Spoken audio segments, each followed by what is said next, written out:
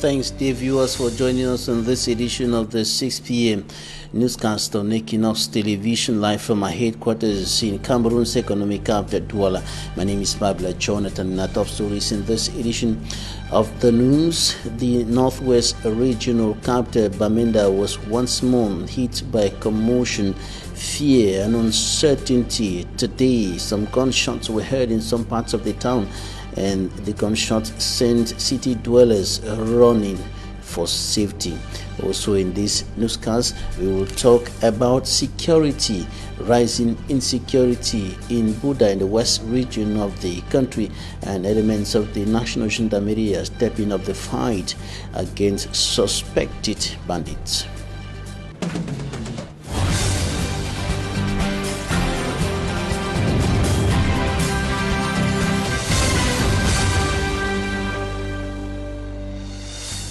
Inhabitants of the town of Bamenda, northwest region of the Republic of Cameroon, were once more under the yoke of fear, uncertainty, and commotion today, as gunshots were heard in some parts of the town, sending some city dwellers running away for safety. And on the line to Bamenda, our correspondent, Takang.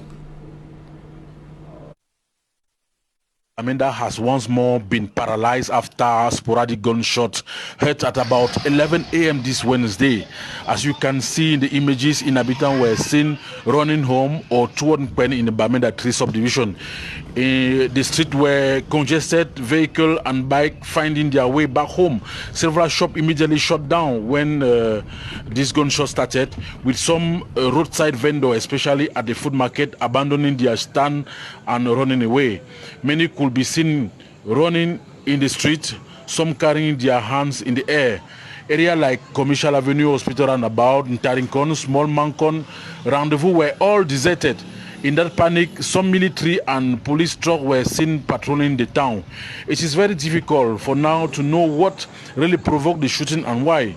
According to some residents, unidentified gunmen passed on a bike, ordering people to close their shop and go home.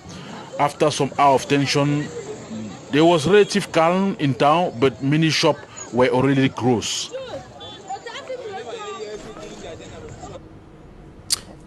ETV's Frederick Takang reporting there from the northwest regional capital, Bamenda, and relative calm has returned to the town after the gunshots that characterized some parts of the town today.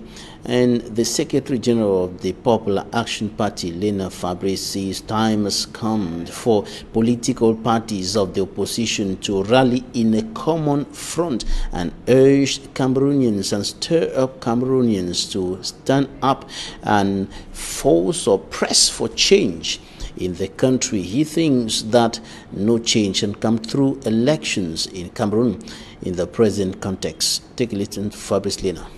The Popular Action Party had been working on a common front for opposition parties to come together.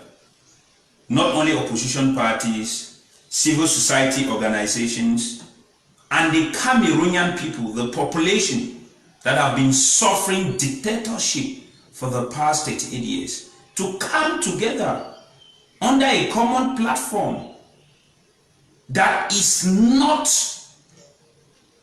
of political interest or political positioning, but for the interest of a resistance front. We have observed in this country that elections cannot solve the problem of Cameroonians. Only extra-institutional means can save us at this moment, which is non-violent manifestation. The reasons can be the Anglophone crisis, the socio-political crisis, the poor management of the COVID-19 fund, the poor management of the Boko Haram crisis, the economic hardship. But we should come together. That is our focus.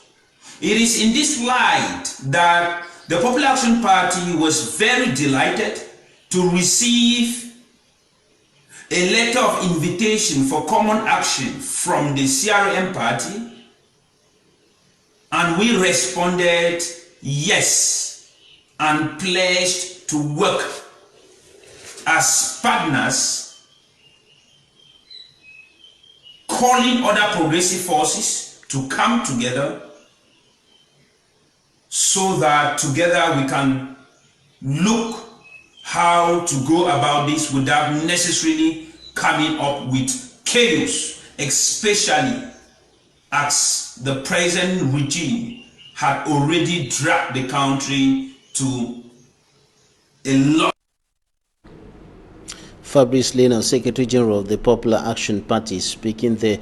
And now in the far north region of the country, administrative authorities are now finding solutions to the problem created by the collapse of a bridge in the Marwa. And of course, the authorities were meeting in a crisis meeting to discuss the problem affecting a great proportion of the neighborhood of the town of Marwa, and of course hindering circulation and business activities between Chad and Cameroon. Immaculate Fogwe reports. Few days after an exclusive report done by the Equinoxe team showing the untold suffering of the famine-stricken population of the far north region of Cameroon, a crisis meeting was immediately convened by the governor of the region, Midiawa Bakari. The meeting sought to bring up lasting solutions to the plight of the people. À l'analyse, nous avons été amenés de prendre des mesures. After analyzing the situation, it was agreed that millet, maize and other cereals will not be exported to neighboring countries. The population will now have to depend on their reserves. The order will be respected till the month of November. Pour les prochaines semaines, et ceci certainement va impacter sur les récoltes. The population of the far north region have grossly been affected by the hike in prices of cereals, which is currently having an adverse effect on the health of children, as many of them are now suffering from malnutrition. The hike in price of food items has been blamed on the mass exportation of these cereals to neighboring countries. Les choses sont devenues très chères par rapport au maïs, au mil. Things have become so expensive. I am very happy with the decision taken by the governor. The ban on the exportation of cereals is really a good idea. The cereals that we cultivate is not even enough for the population. So, why export it?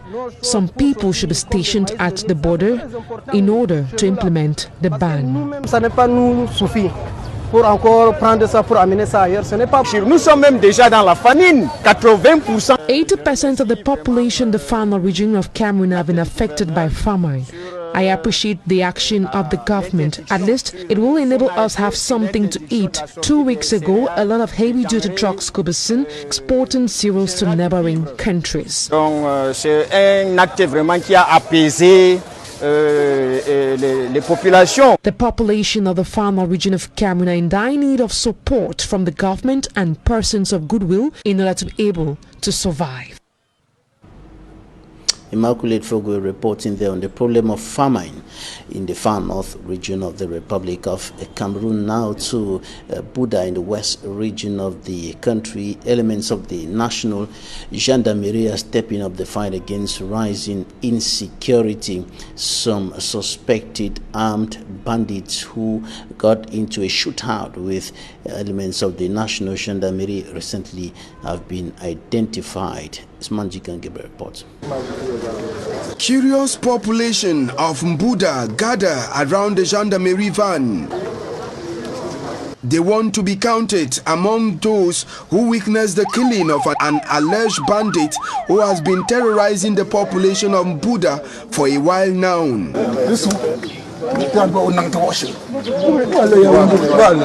He was the lone person killed during a night operation that took place at Kumbu village in Babaju subdivision. A few days ago, I had information that these guys were about to rob so many homes in Kombu and Zavion. I took authorization from my company commander, because it wasn't in my zone of competence, to monitor them right up to that zone. He gave me the authorization, so I went there with 2 of my boys The first day, they came only 2 of them to study the place, how they can operate. The second day, they came 7 of them, still just to study and put in place their plan of action. The 7 alleged armed bandits have been terrorizing the inhabitants of Mbuda and Babaju, but they never knew they were being trailed by security forces. I have been monitoring these armed robbers for many weeks now. It all started when they robbed a businessman living in Babaju, took his guns. He had 2 guns, he took the guns away. Then later went to the real oil petrol station in the entrance of the town, robbed the petrol station, robbed the Total petrol station in town, went to a traveling agency, Destiny, and robbed the agency. 2 pistols, 1 locally made and another automatic, were taken from these thieves alongside other gadgets. 6 members of the gang are still on the run. Registration ahead of the 2020-2021 academic year has started in schools across the country. Here in Cameroon's economic capital, Douala, some school officials are complaining over the difficult situation in which the next academic year will be unfolding with regards to the restrictive measures against the coronavirus pandemic. As it is usually the case when the next academic year draws near, parents and guardians rush to secure a place in schools for their children. But at the government's bilingual high school Bepanda Douala, the secondary education ministerial order for no admission of new students and not more than 50 students per classroom due to the COVID-19 pandemic is fresh in the minds of the school administrators. Avec le contexte COVID, il est difficile absolument. Given the context of the health crisis, it is impossible to talk of admission of new students. Maintaining the number of 50 students per classroom is to avoid possible spread of the coronavirus.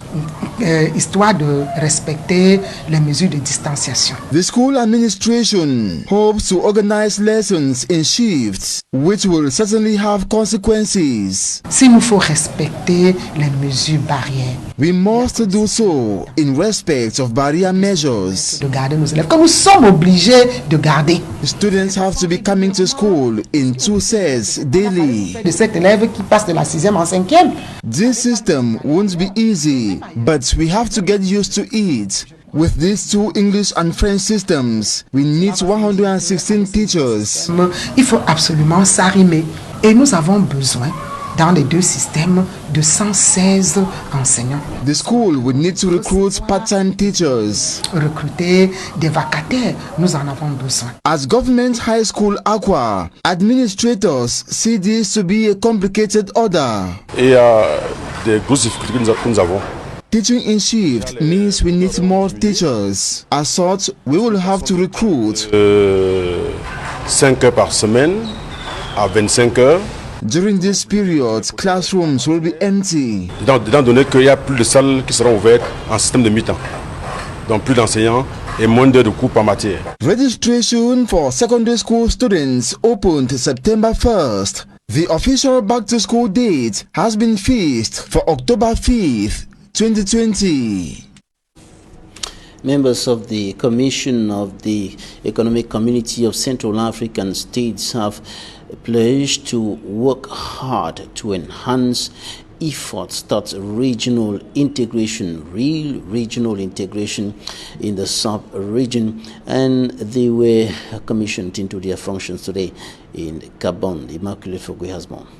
Jean-Pierre Coutois called for the respect of the Constitution. He equally added that dialogue is primordial for the holding of a peaceful election. In the Central African Republic, United Nations human rights experts are calling for ceasefire from all stakeholders in order to ensure free elections in the country. They called on armed groups to immediately lay down their arms as agreed under the 2019 peace agreement.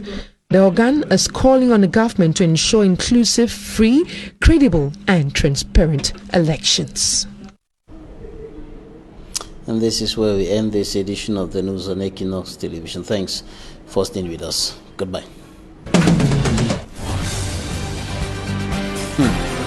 Okay.